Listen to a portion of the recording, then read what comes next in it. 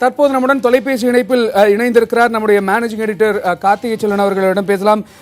கார்த்திகை செல்வன், இந்த அறிக்கையில் இடம்பெற்றிருக்கக்கூடிய அம்சங்கள் நீங்க எப்படி பார்க்குறீங்க? ஒன்று, அவர் தன்னுடைய உடல்நலம் பற்றி நான் முழுமையாக உடல்நலம் பெற்றிருக்கிறேன் என்று குறிப்பிட்டிருக்கிறார். அதே போல அவருடைய கையெழுத்தும் இந்த அறிக்கையில் இடம்பெற்றிருக்கிறது. இதையெல்லாம் நீங்க எப்படி பார்க்குறீங்க? முதல் முறையாக அவருடைய ஒரு அறிக்கை ஒன்று வெளியாக இருக்கிறது என்பதை அந்த கட்சியினுடைய தொண்டர்களுக்கு மிகப்பெரிய ஒரு நம்பிக்கையும் உற்சாகத்தையும் கொடுக்கக்கூடியதாக இருக்கும். அவருடைய உடல்நலம் சார்ந்து பல்வேறு சந்தேகங்கள் எழுப்பப்பட்டு வந்த நிலையில தொடர்ந்து அப்பல்லோ மருத்துவமனையும் சரி, அவருக்கு மருத்துவம் செய்து வந்த லண்டன் டாக்டர் பீலே உள்ளிட்ட எல்லோருமே அவருடைய உடல்நலம் பெற்று வருகிறார். அவர் சிகிச்சையின் காரணமாக அவருடைய உடல்நிலையில் நல்ல முன்னேற்றம் ஏற்பட்டு வருகிறது.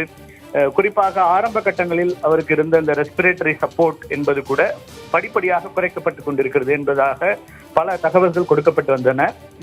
சமீபத்தில் கார்த்திகை செல்வன் நீங்க இணைப்பிலேயே இருங்க. நாம தற்போது நம்முடன் தொலைபேசி இணைப்புல அதிமுக மாநிலங்களவை உறுப்பினர் நவநீத கிருஷ்ணன் இணைப்புல வந்திருக்கிறார். அவரிடம் பேசலாம். திரு நவநீத கிருஷ்ணன், இணைப்பில் வந்ததற்கு நன்றி. இப்போ இந்த அறிக்கையில தன்னுடைய தொண்டர்களுக்கு நேரடியாக பல விஷயங்களை மனம் திறந்து சொல்லியிருக்கிறார் முதலமைச்சர் ஜெயலலிதா. மறுபிறவி எடுத்து வந்திருக்கிறேன் என்றெல்லாம் உருக்கமான வார்த்தைகளை பயன்படுத்தி இருக்கிறார். இது தொண்டர்கள் மத்தியிலையும் தேர்தல் சமயம் அப்படிங்கிறதுனால வாக்காளர்கள் மத்தியிலையும் எந்த மாதிரியான தாக்கத்தை ஏற்படுத்தும்? மாண்புமிகு முதல்வர் அம்மா அவர்கள் பூரண நலம் அடைந்ததற்கு எல்லாம் வல்ல இறைவனுக்கு நன்றி தெரிவித்துக் கொள்கிறேன். சொல்லுங்க, தொடர்ந்து சொல்லுங்க திரு நவநீத கிருஷ்ணன். இந்த அறிக்கை என்ன தாக்கத்தை ஏற்படுத்தும் வாக்காளர்கள் மத்தியிலையும் தொண்டர்கள் மத்தியிலையும்? இந்த உலக மக்கள் அனைவரும் மாண்புமிகு முதல்வர் அம்மா அவர்கள் நலமுடன் வீடு திரும்புகிறார் என்ற செய்தி கேட்டு மிக்க மகிழ்ச்சி அடைவார்கள். சரிங்க, ஒரு தொண்டராக இந்த அறிக்கையை பற்றி நீங்க அறிக்கையை பார்த்ததும் உங்களுடைய மனநிலை எப்படி இருந்தது? நீங்க எப்படி ஃபீல் பண்ணீங்க? மிகவும் இறைவனுக்கு நன்றி கூறுகிறேன். நன்றி திரு நவநீத கிருஷ்ணன், இணைப்பில் வந்ததுக்கு நன்றி. நாம தொடர்ந்து நம்முடைய மேனேஜிங் எடிட்டர் கார்த்திகை செல்வனிடம் பேசலாம். கார்த்திகை செல்வன், நீங்க சொல்லிட்டு இருந்தீங்க இந்த ஆரம்பத்திலே அந்த கேஸ் ஹிஸ்டரியில தொடங்கி இந்த அறிக்கையின் முக்கியத்துவம் பற்றி சொல்லிட்டு இருந்தீங்க. தொடர்ந்து சொல்லுங்க. வரைக்கும் அவருடைய உடல்நலம் தொடர்ந்து முன்னேற்றம் அடைந்து வருகிறதுன்னு பல தரப்புல இருந்தும், அதாவது குறிப்பாக அவர் அனுமதிக்கப்பட்டிருக்கின்ற அப்பல்லோ மருத்துவமனை நிர்வாகம், அதனுடைய நிறுவனர் திரு ரெட்டி உள்ளிட்டவர்கள் எல்லாம் தொடர்ந்து சொல்லிக் கொண்டிருந்தார்கள். பிரதாப் ரெட்டி சமீபத்திலும் கூட முதல்வர் நல்ல உடல்நலத்தோடு இருக்கிறார், அவர் எப்போது வீடு திரும்ப வேண்டும் என்பதை அவர் முடிவு செய்வார் என்பதாக தகவல்களை ஊடகங்களுக்கு கொடுத்தார். இந்த சூழலில் 4 நாட்களில் தேர்தல் வருகின்ற இந்த நேரத்தில் தான் அந்த அறிக்கையில் பெரும்பாலும் அந்த தேர்தலை ஒட்டி அவருடைய கருத்து சொல்லப்பட்டிருக்கிறது. குறிப்பாக அதிமுகவை பொறுத்தவரை நட்சத்திர பிரச்சாரகர் எல்லாமாக இருப்பவர் முதலமைச்சர் ஜெயலலிதா. அவருடைய ஒவ்வொரு தேர்தலை பொறுத்த வரைக்கும் அவருடைய நேரடி பரப்புரையோ அல்லது அவர் கொடுக்கின்ற அந்த செய்தியோ தான் மிக முக்கியமானதாக பார்க்கப்படும் அந்த கட்சியை பொறுத்தவரை. இப்போது தமிழகத்தில் இந்த 3 தொகுதிகளுக்கான தேர்தலும், புதுச்சேரியில் நடக்கின்ற ஒரு இடைத்தேர்தல் உள்ளிட்ட 4 தொகுதி தேர்தலுக்கு அனைத்து எதிர்க்கட்சிகளும் மிக வேகமாக களத்தில் இறங்கி பரப்புரையை தொடங்கி செய்து கொண்டிருக்கிறார்கள். குறிப்பாக திராவிட முன்னேற்ற கழகத்திலிருந்து அதனுடைய பொருளாளர் ஸ்டாலின் உள்ளிட்ட முக்கியமான தலைவர்கள் களத்தில் நிற்கிறார்கள். அதே போல தேமுதிகவினுடைய தலைவர்கள் விஜயகாந்த், பிரேமலதா உள்ளிட்டவர்கள் இருக்கிறார்கள். அப்படி அத்தனை எதிர்கட்சிகளுடைய தலைவர்கள் எல்லாம் களத்தில் இறங்கிய போது அதிமுகவுக்கு இந்த செய்தி என்பது இவர் நேரடியாக அதிமுக தொண்டர்களுக்கு ஒரு செய்தியாக கொடுத்திருக்கிறார். நீங்கள் எப்போதும் போல கழகத்தினுடைய வெற்றிக்காக பாடுபடுங்கள் என்பதை சொல்லியிருக்கிறார். அதே போல வாக்காளர்களுக்கும் தன்னுடைய செய்தியாக இதை கொடுத்திருக்கிறார். 2 விதங்கள்ல இந்த அறிக்கையை அவர் வடிவமைத்திருக்கிறார். ஒன்று, தன்னுடைய உடல்நலம் முன்னேறி நல்லபடியாக இப்போது இருப்பது, மீண்டும் நான் விரைவில் பணிக்கு திரும்புவேன் என்கிற அந்த செய்தியை கொடுத்திருக்கிறார். அதே போல தன்னுடைய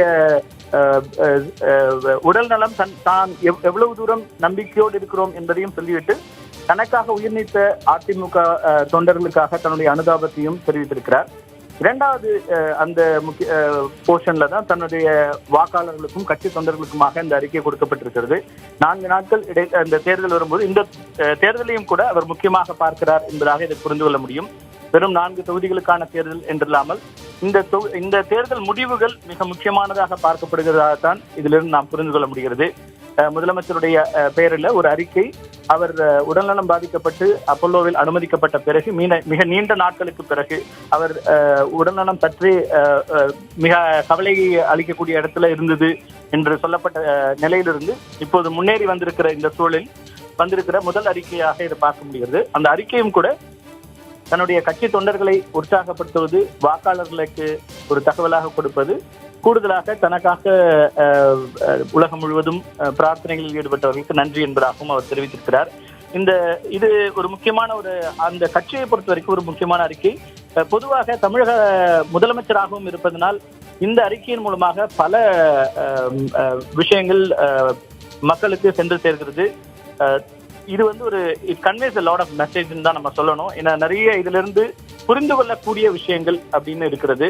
இந்த அறிக்கையின் மூலமாக அவருடைய உடல்நலம் எவ்வளவு தூரம் முன்னேறி இருக்கிறது என்பதை அவருடைய அறிக்கையாக வந்திருக்கிறது ஒரு புறம். இன்னொரு புறம் விரைவில் பணிக்கு திரும்புவேன் என்பது மிக முக்கியமாக பார்க்கப்பட வேண்டிய ஒரு செய்தியாக பார்க்க வேண்டியிருக்கிறது. ஒரு அட்மினிஸ்ட்ரேட்டிவ் ரோல்ல திரும்ப அவங்க தன்னுடைய பணியை தொடங்குவது உள்ளிட்ட விஷயங்கள், அதையும் நம்ம கவனத்தில் எடுக்க வேண்டியிருக்கு. கணேஷ்,